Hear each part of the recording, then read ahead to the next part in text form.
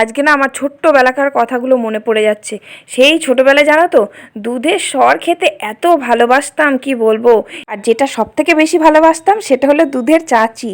আমাদের কিন্তু গ্যাস ছিল না, মানে আমার বাপের বাড়িতে গ্যাস ছিল না। মা যখন উনুনে দুধ জাল দিত না, তখন আমি গিয়ে ওই দুধের সরটা পড়তো, দুধের সরটা খেয়ে নিতাম। আর রাত্রিবেলায় মাকে বলতাম, মা দুধ দেবা দেবা না দেবা না দেবা কোনো প্রবলেম নেই, আমাকে কিন্তু দুধের হাঁড়িটা দিতেই হবে। মা বলতো, তুই কি বেড়াল নাকি রে, হ্যাঁ দুধের হাঁড়িটা চেটে চেটে খাবি। সেসব দিনগুলো বড্ড মনে পড়ছে আজকে ভাবলাম কড়াইয়ের চাচিটা তাহলে আজকে খাই, ভীষণ খেতে ইচ্ছে করছে। রোজ রোজ ফেলেই দিই, খাওয়াই আর হয় না। তো একটু চিনি মাখিয়ে খেলাম, দারুণ লাগলো। ভাবলাম ছোট্ট সোনাকে একটু দিই, ও হয়তো খেতে ভালোবাসবে। ও বাবা, ও তো খেলোই না। তুমি যতই জোর করে দাও না কেন, আমি এসব খাবো না। আজেবাজে জিনিস আমি খাই না। থু। যাকগে, কারোর খাওয়ার দরকার নেই। আমার বড় ছেলেও খুব একটা খেতে ভালোবাসে না, আমার কিন্তু দারুণ লাগলো খেতে। আর তোমরা এরকম চাচি আর দুধের সর খেতে কে কে ভালোবাসো অবশ্যই কমেন্ট করো। টাটা।